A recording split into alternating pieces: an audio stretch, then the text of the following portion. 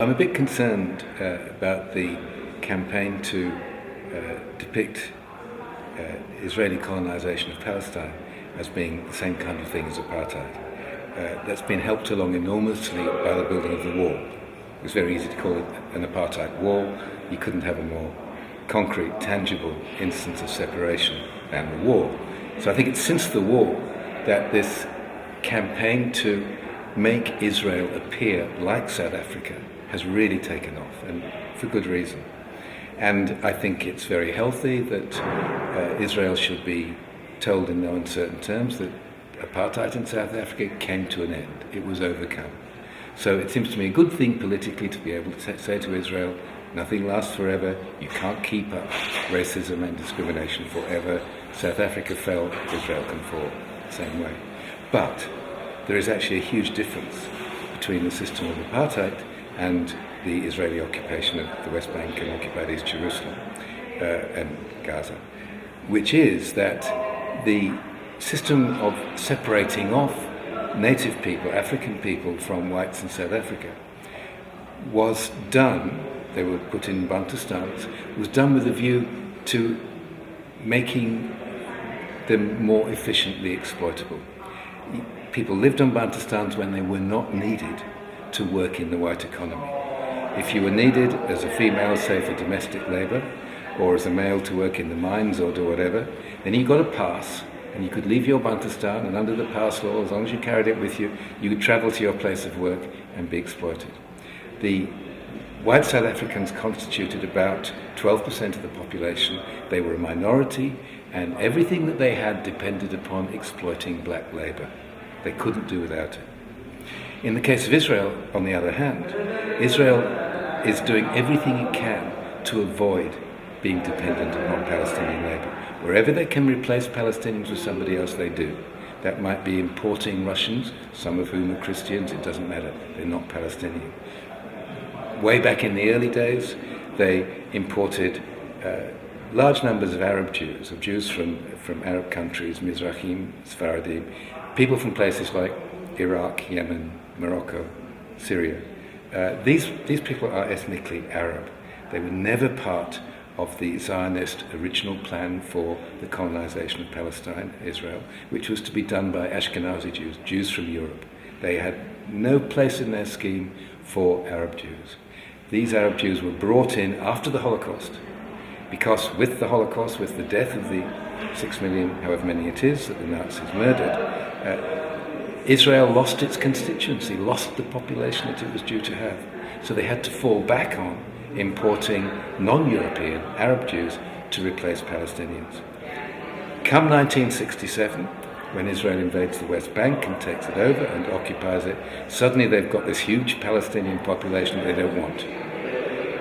They can't simply drive them all out. While they're around, they use their labour. Why not? But they don't want it. They want an alternative source if they can find one. So they have not colonized the West Bank in order to use Palestinian labour. Rather, it's the other way around. Having occupied the West Bank, they've got all these cheap available sources of labour. They might as well use them until they can replace them. But the idea ultimately is to replace Palestinians, not to exploit them. So the reason that Palestinians are separated from the Jewish population of Israel is not to use their labour in the way that Africans were separated off from whites in Bantustan. Rather, Palestinians are being separated in the process of, ideally, what Israel wants is to drive them out, to eliminate them, to get rid of them. So the kind of racism that's involved is entirely different. This is why when ANC delegations, people come from South Africa to go to the West Bank, invariably they come away saying, this is even worse than we had to suffer under apartheid. Under apartheid, we may have been treated separately and suffered discrimination and all the rest of it, but we didn't have helicopters being let loose on us. We didn't have soldiers holding us up with rifles all the time. The threat that the Palestinians encounter on a daily basis, black Africans say, is worse than we had to endure under apartheid. And there's a very simple reason for this. South Africa needed its black labour. It needed to keep reproducing black servants for its various enterprises, whereas Israel wants rid of Palestinians. and therefore they are doing everything they can to avoid reliance upon them. It's an entirely different kind of racism. So the apartheid analogy doesn't fit entirely. It looks the same, sure. There's a wall separating the communities. If you flew overhead in an air balloon and looked down, it might look like apartheid. But actually what's going on the ground is entirely different. Rather than a relationship of dependency, there's a relationship of exclusion. I mean, that's one hell of a plan to get, to colonize West Bank and Gaza and to get rid of them. Where do you see it going? How do you see them trying to implement getting rid of them? I don't think they can, I'm glad to say. The idea of transfer, which is the euphemism that Zionists use for ethnic cleansing, for getting rid of Palestinians, has been around since the very beginning of Zionism. It's there in Herzl's diaries from the 1890s. Zionists are very good at talking publicly in soothing tones about how they can live and coexist in harmony with the indigenous population. In private, they say very different things. All along, the idea of making a Jewish state has been an exclusive idea. A Jewish state hasn't been a state that can be a haven for Jews, along with other people.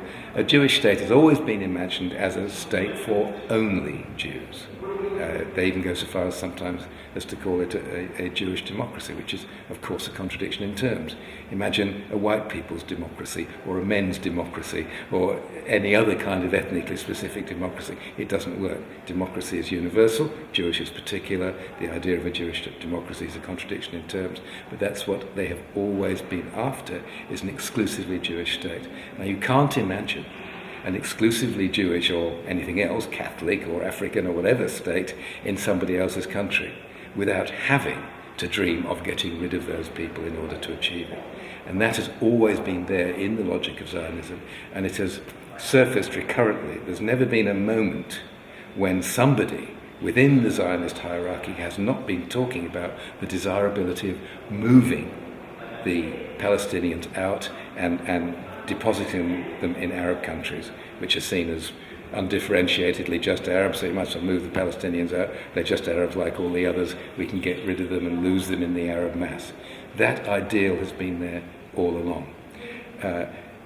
Whether or not you can achieve it is, of course, an entirely different matter, and it does seem to me that in the present world, it is not viable for Israel to contemplate the sort of behaviour that, for instance, Serbia was not allowed to get away with in Kosovo.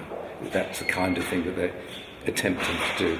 They got away with it in 1948 with the Nakba, when they drove between 700,000 and 800,000 Palestinians were driven out of their homes. Moreover, worse than that, then procedures were set in place to prevent them coming back. The real ethnic cleansing that was involved in the Nakba wasn't so much driving the people out. That kind of thing happens under the cover of warfare routinely. People leave their villages when the soldiers come through, and then they come back again the next morning. What Israel did was stop them coming back again the next morning, drove them out in that way. That prevention of return was the central feature of the ethnic cleansing that constituted the Nakba, and that was a great moment of transfer, of removal. The lesson had been learnt by Palestinian people in 1967. They knew what had happened in 1948, they remembered it, so they didn't move. They could not be driven out.